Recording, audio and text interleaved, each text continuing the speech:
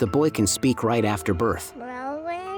Rowan initially thinks her supernatural ability has affected her son, but 3 days later, his appetite increases dramatically, consuming 10 bottles of milk at once. In the evening, just after Rowan measures her son's height, he grows another 20 centimeters in an instant. All this is because he is a demon incarnate.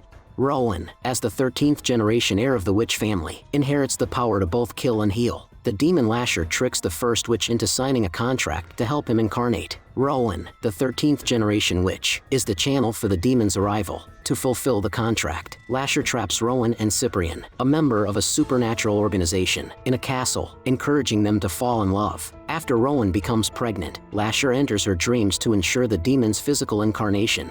After giving birth to the demon child, Rowan stays in the ancestral home. One night, a man appears at her door and pushes open the iron gate. The sound wakes Rowan. She discovers it's the demon Lasher. Rowan rushes to her son's room, using her power to lock the door. But soon, Lasher appears mysteriously behind her, immobilizing her with magic before approaching the baby.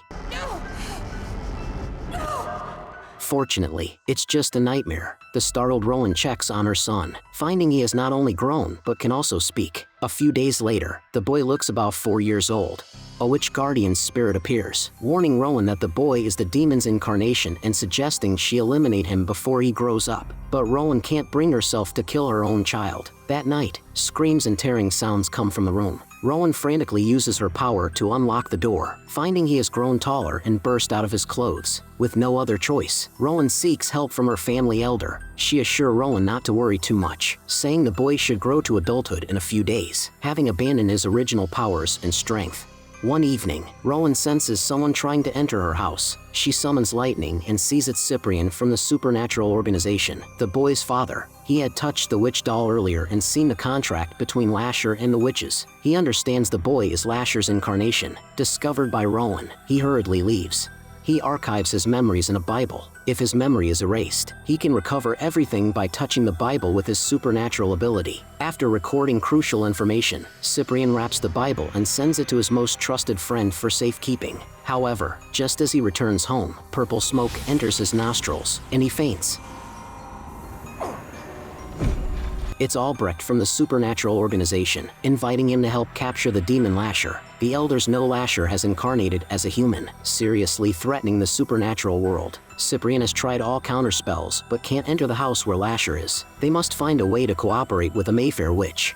Meanwhile, drops of blood fall on Rowan's face. She wakes suddenly to find her son pulling out his baby teeth one by one to accommodate his rapid growth. Rowan momentarily considers killing the demon but can't bring herself to do it when she sees her son's adorable appearance. The next day, Lasher talks to himself while holding the witch doll. When Rowan asks Lasher why he incarnated and what he wants to do, Lasher says the witch in the witch doll doesn't want him to tell. Rowan angrily snatches the doll, and Lasher unexpectedly pushes her down. Rowan instinctively retaliates. Coming to her senses, Rowan uses her power to heal her son's facial wound. She then collects a blood sample from the glass shards and sends it to her friend Lark for analysis at the hospital. Before leaving, she uses her power to cure a child with cancer. You're gonna be fine.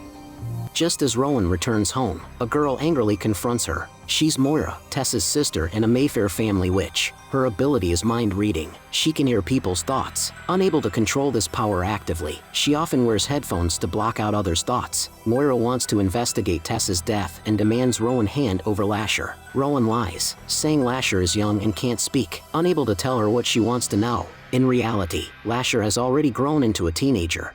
That night, Lasher asks Rowan who Tessa is and why Moira says he hurt her. It seems he has lost his memory. When Rowan asks why he abandoned his powerful and magical abilities to gain a physical form, Lasher answers with actions. No. Don't ever do that.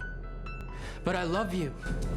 Rowan rebukes Lasher for his advances and leaves in confusion. Dejected, Lasher goes to a dance hall where he's attracted to a sexy girl and momentarily loses himself. Late at night, Rowan finally waits for Lasher to return home, but he's carrying a girl's corpse. However, Rowan's power cannot save the dead. To prevent further accidents, she locks Lasher in the basement. She then takes the corpse to the riverside and uses her power to sink it to the bottom.